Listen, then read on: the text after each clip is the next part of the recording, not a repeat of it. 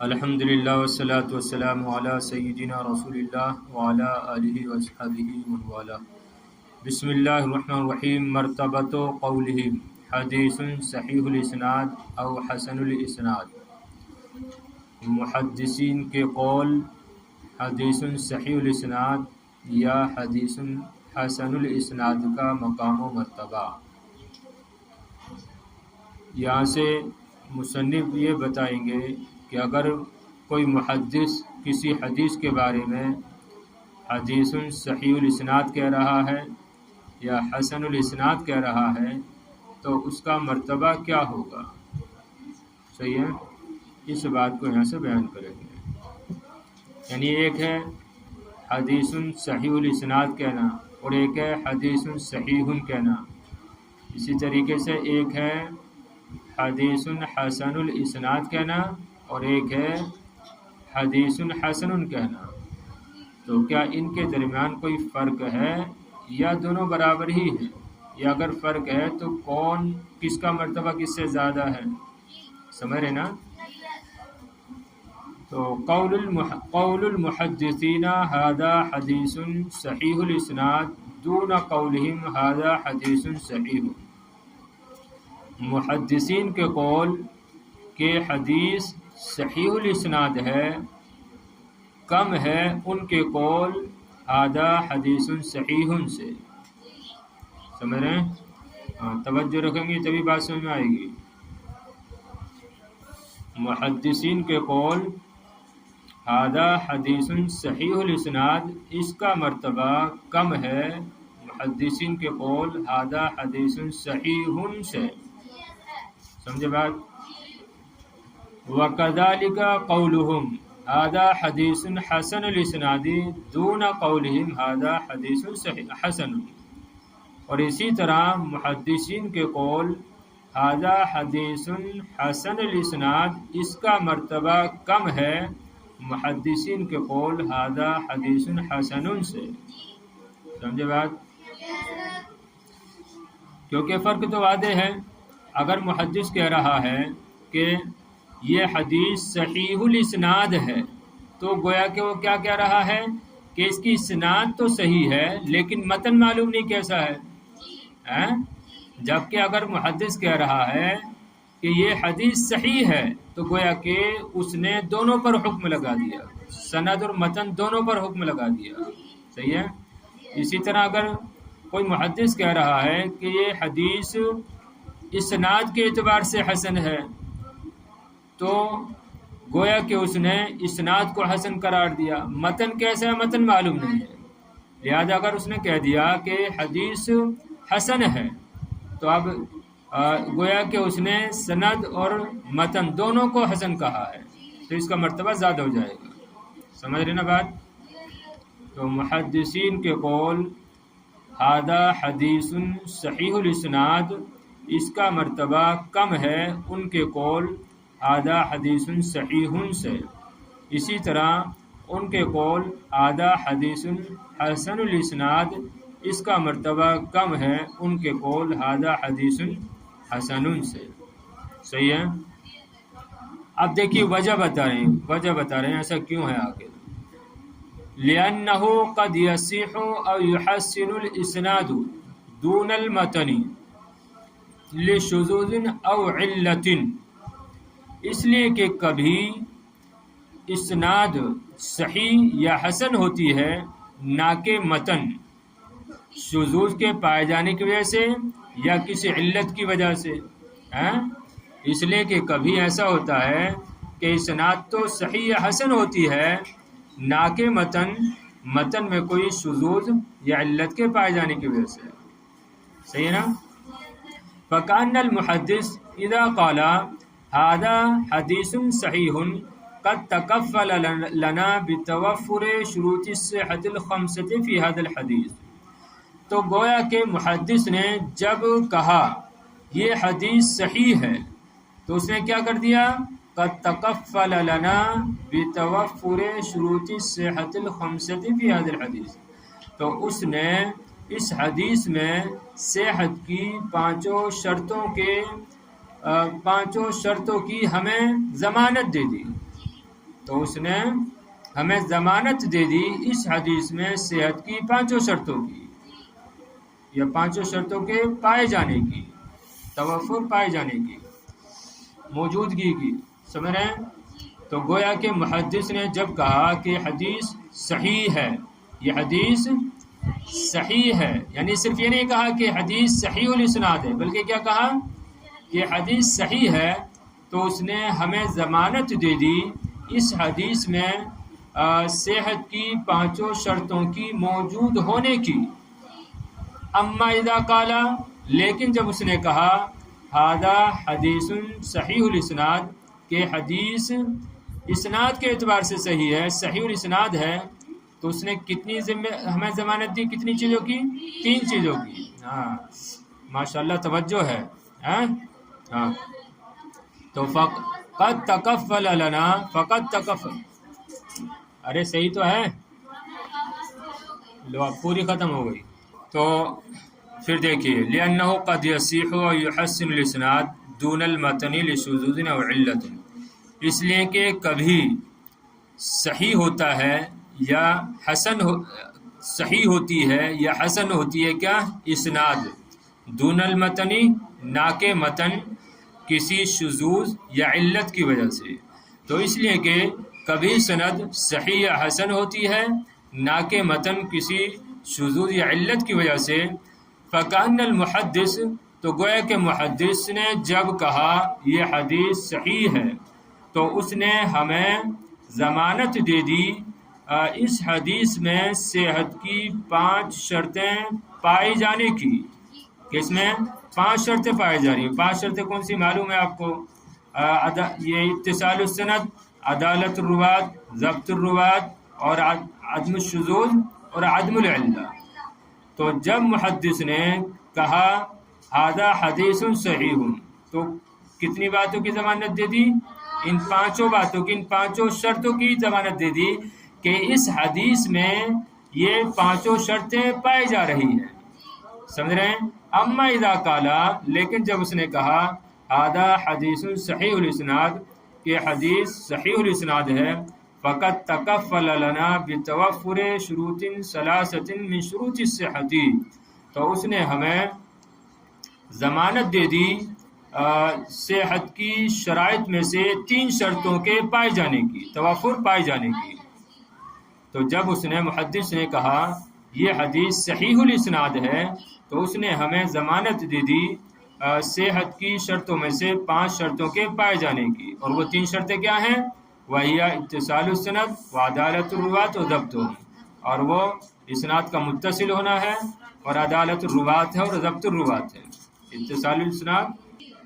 اما اذا قالا، لیکن جب اس نے کہا کہ حدیث صحیح الاسناد ہے، تو اس نے ہمیں ضمانت دی صحت کی شرطوں میں سے 3 شرطوں کے پائے جانے کی، اور وہ اتصال الاسناد ہے، اور عدالت الروات اور ضبط الروات ہے، یعنی وہ سند کا متصل ہونا، اور راویوں کا عادل ہونا، اور ان کا ضابط ہونا۔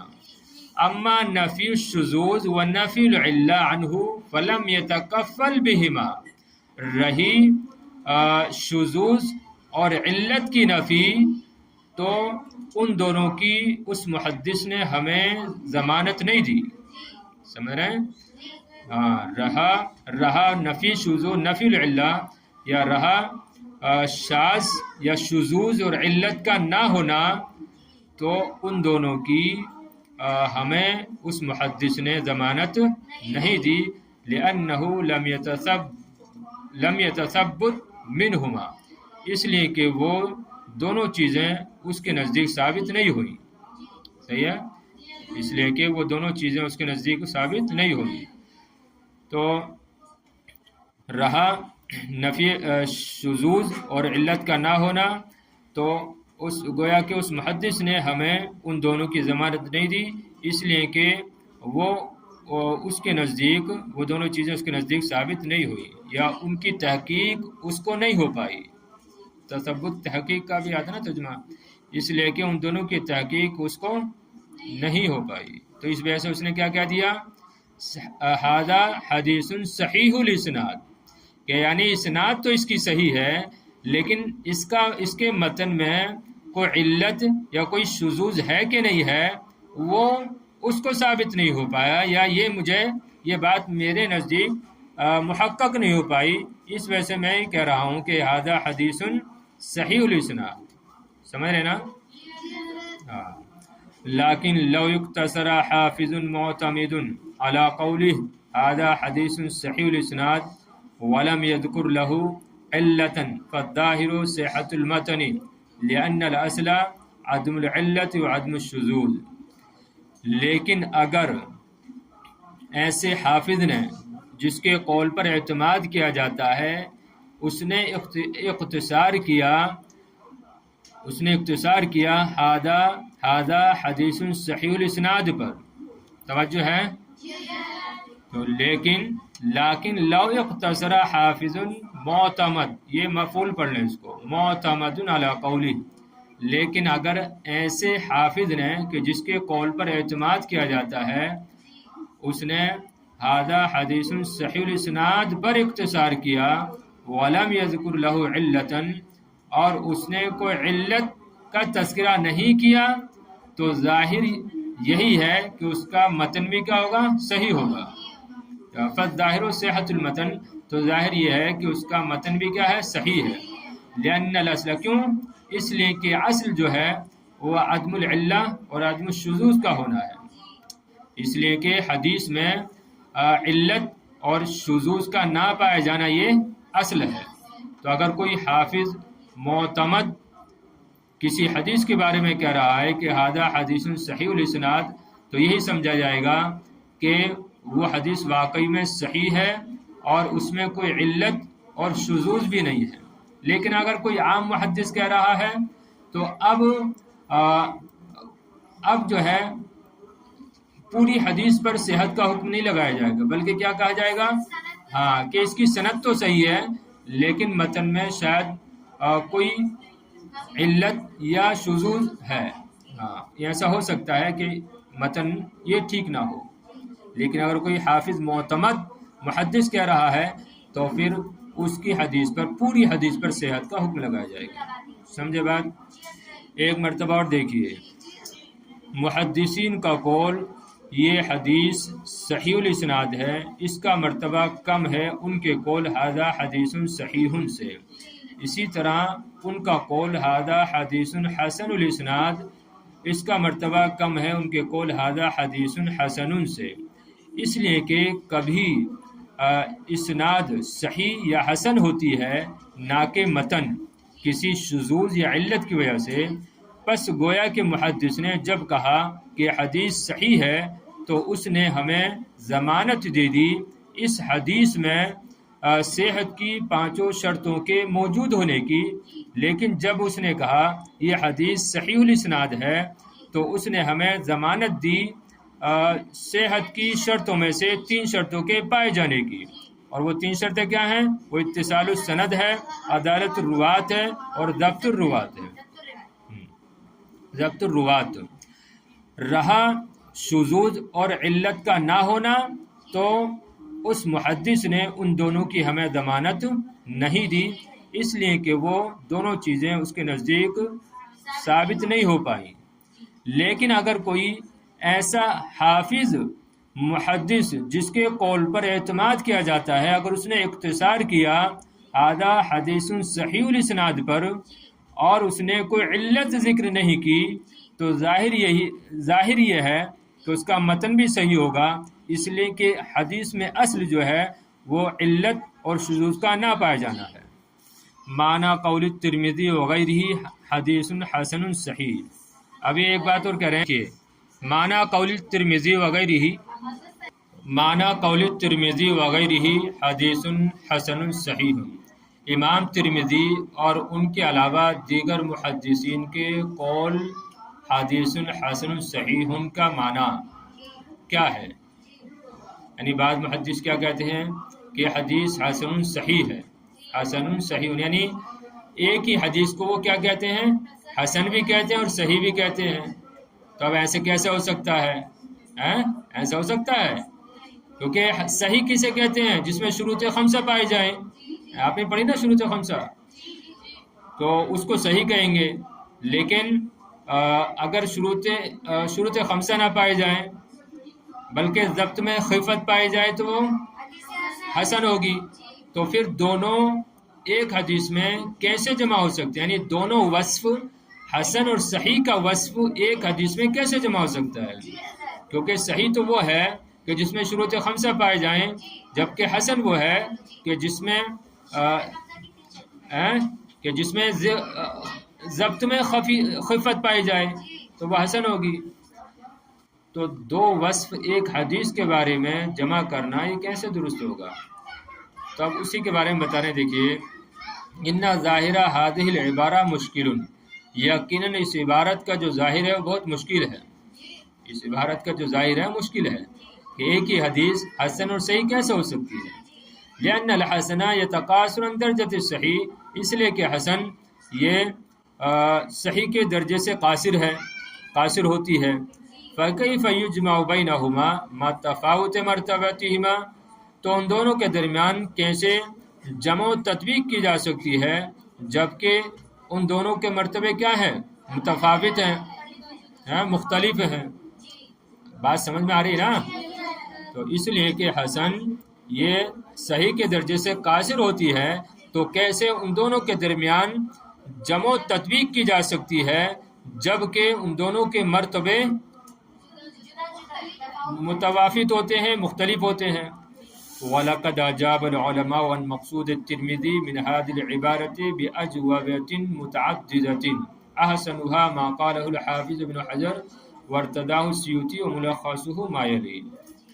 علماء نے امام ترمذی کی اس عبارت کے مقصود کا جواب دیا۔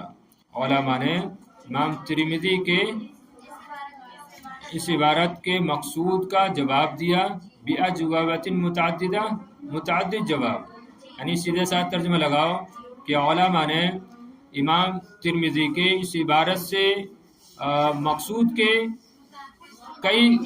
کئی جواب دیے، متعدد جواب دیے۔ احسنها ما قالہ الحافظ ابن حجر، ان جوابوں میں سب سے بہترین جواب وہ ہے جو حافظ ابن حجر عسقلانی رحمۃ اللہ تعالی علیہ نے دیا ہے، وارتضاہ السیوطی، اور امام سیوطی نے بھی اس کو پسند کیا ہے، اور ملخصہ ما یلی، اور اس کا اجمال اور اس کا خلاصہ وہ ہے جو آ رہا ہے۔ بات سمجھی؟ تو اصل میں یہ جو اصطلاح ہے نا، حدیث حسن صحیح، یہ اصل میں امام ترمذی کی ہے۔ آپ جب ترمذی شریف پڑھیں گی تو آپ اس میں دیکھیں گی کہ امام ترمذی حدیث کو ذکر کرتے ہیں، اس کے بعد کہتے ہیں کہ ھذا حدیث صحیح، اسی طرح ھذا حدیث حسن صحیح غریب، کہیں کہتے ہیں ھذا حدیث حسن صحیح غریب، یا اسی طرح حسن غریب، یا کہیں کہتے ہیں صحیح غریب۔ تو بہرحال امام ترمذی کثرت سے یہ اصطلاح استعمال کرتے ہیں، تو اسی وجہ سے یہاں پر یہ کہا ہے کہ وَلَقَدْ أَجَابَ الْعُلَمَاءُ عَنْ مَقْصُودِ التِّرْمِذِي مِنْ هَذِهِ الْعِبَارَةِ، کہ علماء نے اس عبارت سے امام ترمذی کے مقصود کے متعدد جواب دیے ہیں۔ ان میں سے بہتر جواب وہ ہے جو حافظ ابن حجر عسقلانی نے کہا ہے، اور اس کو امام ترمذی نے بھی اور امام سیوطی نے بھی پسند کیا، جس کا خلاصہ یہ ہے کہ ان کان للحدیث اسنادان فاکثر فالمعنی حسن باعتبار اسناد صحیح باعتبار اسناد آخر۔ آسان جواب ہے۔ پس اگر وہ کسی ایسی حدیث کے بارے میں کہہ رہے ہیں کہ جس کی دو سندیں یا دو سے زائد ہوں، تو معنی یہ ہوگا کہ حسن باعتبار اسناد، کہ وہ حسن ہوگی یا وہ حسن ہے ایک سند کے اعتبار سے اور صحیح ہے دوسری سند کے اعتبار سے۔ صحیح ہے؟ تو ان کان الحدیث اسنادان فاکثر، اگر کسی حدیث کی دو سندیں یا دو سے زائد ہوں تو معنی یہ ہوگا کہ وہ حدیث حسن ہے ایک سند کے اعتبار سے اور صحیح ہے ایک دوسری سند کے اعتبار سے۔ تو دونوں کو امام ترمذی نے جمع کر دیا اور کہہ دیا ھذا حدیث حسن صحیح، کہ یہ جو حدیث ہے یہ ایک سند کے اعتبار سے حسن ہے اور دوسری اعتبار سے صحیح ہے۔ سمجھ گئے بات؟ دوسرا جواب کیا ہے؟ وَإِن كَانَ لَهُ إِسْنَادٌ وَاحِدٌ، لیکن اگر وہ حدیث ایسی ہو کہ جس کی صرف ایک ہی سند ہو، تو اب معنی کیا ہوگا؟ تو کہہ رہے ہیں فالمعنی حسن عند قوم صحیح عند قوم آخرین. تو اب مطلب یہ ہوگا کہ یہ حدیث ایک قوم کے نزدیک تو حسن ہے لیکن دوسری قوم کے نزدیک صحیح ہے. اس وجہ سے میں یہاں پر دونوں کہہ رہا ہوں کہ ھذا حدیث حسن صحیح. سمجھ رہے ہیں؟ تو یہ مراد ہے امام ترمذی کی. یعنی کون جواب دے رہے ہیں؟ حافظ ابن حجر عسقلانی. دو جواب دے دیے نا. پہلا جواب کیا کہ وہ حدیث جس کی دو یا دو سے زائد سند ہوتی ہیں تو اس صورت میں مطلب یہ ہوتا ہے کہ وہ حدیث حسن ہے ایک سند کے اعتبار سے اور صحیح ہے دوسری سند کے اعتبار سے. اور اگر وہ حدیث ایسی ہے کہ جس کی صرف ایک ہی سند ہے تو اب مطلب یہ ہوتا ہے کہ حدیث حسن ہے ایک قوم کے نزدیک اور صحیح ہے دوسری قوم کے نزدیک. فَكَأَنَّ الْقَائِلَ يَشِيرُ إِلَى الْخِلَافِ بَيْنَ الْعُلَمَاءِ فِي الْحُكْمِ هَذَا الْحَدِيثِ. تو گویا کہ قائل اشارہ کرتا ہے اختلاف کی طرف علماء کے درمیان حکم میں اس حدیث پر. تو گویا کہ قائل اس حدیث کے بارے میں اس حدیث پر حکم کے بارے میں علماء کے درمیان اختلاف کی طرف اشارہ کرتا ہے. او لم يترجح لديه الحكم بأحدهما، یا یہ کہ اس کے نزدیک ان دونوں میں سے کوئی ایک حکم راجح نہیں ہوا ہے، یا یہ کہ اس کے نزدیک ان دونوں میں سے کوئی ایک حکم راجح نہیں ہوا، اس وجہ سے اس نے کہہ دیا کہ ھذا حدیث حسن صحیح. صحیح ہے. ہاں تو گویا کہ یعنی تین جواب چار جواب ہو گئے. دو تو وہی ہو گئے اور تیسرا کیا؟ فَكَأَنَّ الْقَائِلَ يَشِيرُ إِلَى الْخِلَافِ بَيْنَ الْعُلَمَاءِ فِي الْحُكْمِ عَلَى هَذَا الْحَدِيثِ أَوْ لَمْ يَتَرَجَّحْ. یہ چوتھا أَوْ لَمْ يَتَرَجَّحْ لَدَيْهِ الْحُكْمُ بِأَحَدِهِمَا. تو گویا کہ قائل اس حدیث پر حکم میں علماء کے درمیان اختلاف کی طرف اشارہ کرتا ہے کہ اس حدیث کے بارے میں علماء کے درمیان اختلاف ہے. بعض کہتے ہیں کہ حدیث حسن ہے، بعض کہتے ہیں کہ صحیح ہے. تو انہوں نے دونوں کو ذکر کر دیا. اور چوتھا جواب کیا ہے کہ اس کے نزدیک کوئی حکم راجح نہیں ہوا تو اس نے کہہ دیا کہ حدیث حسن صحیح ہے. یعنی میرے نزدیک کوئی بھی راجح نہیں ہے تو میں نے جو ہے دونوں کو ذکر کر دیا، اب جو تمہیں درست لگے. دیکھیے ترجمہ دیکھ لیجیے. امام ترمذی وغیرہ حدیث حسن صحیح کا معنی کے قول کا معنی. ان ظاہر حد العبارہ، یقیناً اس عبارت کا ظاہر مشکل ہے اس لیے کہ حسن یہ درجہ صحیح سے قاصر ہے، صحیح کے درجے سے قاصر ہوتی ہے. تو کیسے ان دونوں کے درمیان جمع یا کیسے ان دونوں کو جمع کیا جا سکتا ہے؟ ترجمہ سمجھ رہے ہیں؟ اس لیے کہ حسن صحیح کے درجے سے قاصر ہوتی ہے تو کیسے ان دونوں کو جمع کیا جا سکتا ہے جبکہ ان دونوں کے مرتبے کے درمیان تفاوت ہوتا ہے. اور علماء نے اس عبارت کے امام ترمذی کے مقصود کے بارے میں مختلف جواب دیے ہیں، متعدد جواب دیے ہیں. تو سیدھا سادہ علماء نے امام ترمذی کے اس قول کے متعدد جواب دیے ہیں، اور ان جوابوں میں سب سے بہترین جواب وہ ہے جو حافظ ابن حجر نے کہا ہے دیا ہے، اور اس کو امام سیوطی نے بھی پسند کیا ہے، جس کا خلاصہ یہ ہے کہ اگر حدیث کی دو یا دو سے زائد سندیں ہوں تو اب معنی یہ ہوگا کہ حدیث حسن ہے ایک سند کے اعتبار سے اور صحیح ہے دوسری سند کے اعتبار سے. اور اگر وہ حدیث ایسی ہے کہ جس کی صرف ایک ہی سند ہے تو اب مطلب یہ ہوگا کہ حدیث حسن ہے ایک قوم کے نزدیک اور صحیح ہے دوسری قوم کے نزدیک. گویا کہ قائل اس حدیث پر حکم لگانے کے سلسلے میں علماء کے درمیان اختلاف کی طرف اشارہ کرتا ہے، یا یہ کہ اس کے نزدیک ان دونوں میں سے کوئی حکم راجح نہیں ہوا.